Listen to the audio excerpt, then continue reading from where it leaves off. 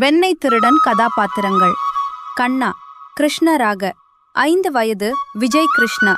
பசி எடுத்தால் வெண்ணெய் பானையை தேடும் புத்திசாலி பையன். பாலா, பலராமனாக, 9 வயது, நாகார்ஜுனா. பொறுப்பான அண்ணன், ஆனால் தம்பியின் பேச்சை கேட்டு வம்பில் மாட்டிப்பார். பலராமன் மல்யுத்தம் பழகிக் கொண்டிருக்கிறார். கண்ணன் மெதுவாக அவரிடம் வருகிறார். அண்ணா, என் செல்ல அண்ணா, பலசாலி அண்ணா, வா விளையாட போகலாம். விளையாடவா? போன தடவை இப்படி சொல்லிவிட்டு என்னை ஒரு பசு மாட்டின் வாலை பிடிக்க வைத்தாய். ஏன் தோட்டத்தில் விளையாடக்கூடாது? தோட்டம் எல்லாம் சலிப்படிக்கும் அண்ணா. ஒரு பெரிய சாகசம் செய்யலாம், வா. முதலில் சமையலறையை சுற்றி ஓடி பழதலாம். சமையலறையா?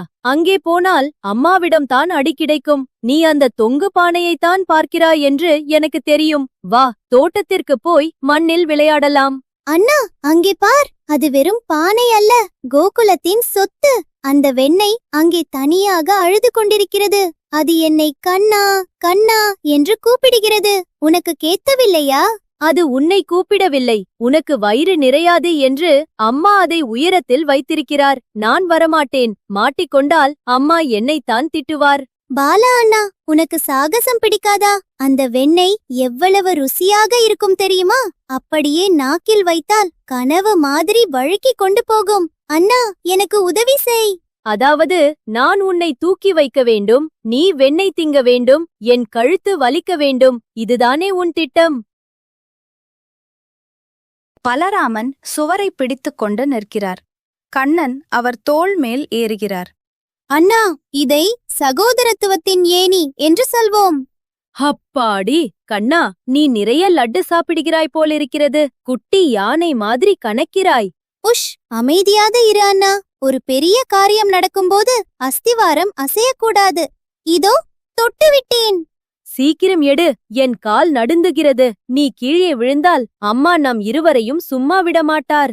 வெண்ணெயை ஒரு கை நிறைய அள்ளி வாயில் வைக்கிறான். ஆஹா அண்ணா, இது மேகம் மாதிரி இருக்கிறது. அவ்வளவு ருசி. அங்கே உட்கார்னே கதை சொல்லாதே, எனக்கும் கொஞ்சம் கீழே போடு. திடீரென்று வளையல் சத்தம் கேட்கிறது. யசோதா அம்மா வரும் சத்தம்.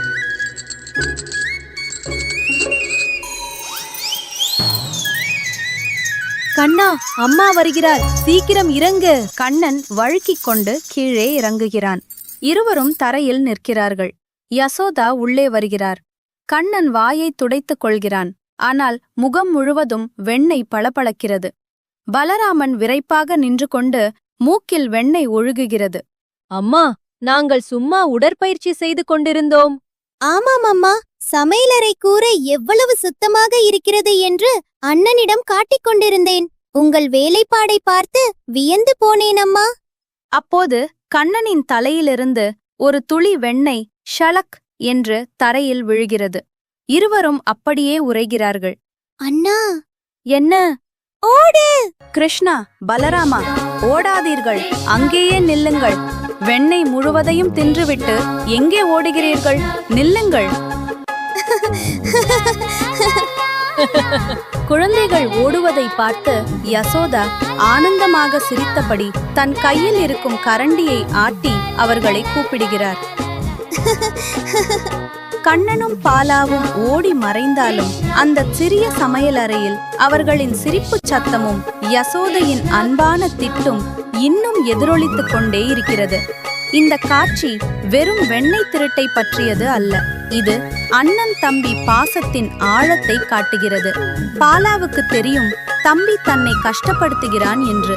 ஆனாலும் தம்பியின் ஆசைக்காக தன் தோளை கொடுக்கிறான். கண்ணனுக்கு தெரியும் அண்ணன் தன்னை தாங்குவான் என்று. இதுதான் அவர்களுக்குள் இருக்கும் பிரிக்க முடியாத பந்தம். யசோதா அம்மாவிற்கு தன் குழந்தைகள் குறும்புக்காரர்கள் என்று தெரியும். ஆனால் அவர்களின் ஒவ்வொரு சிறு குறும்புத்தனத்திலும் அவளுக்கு அவர்கள் மேல் இருக்கும் அன்பு இன்னும் அதிகமாகிறது. அந்த கோபம், அதட்டல் எல்லாம் வெறும் நடிப்புதான். உள்ளுக்குள் தன் 2 பிள்ளைகளையும் அவள் உயிராக நேசிக்கிறாள். குறும்புகள் நிறைந்தாலும் இந்த இல்லத்தில் அன்பிற்கு பஞ்சமே இல்லை.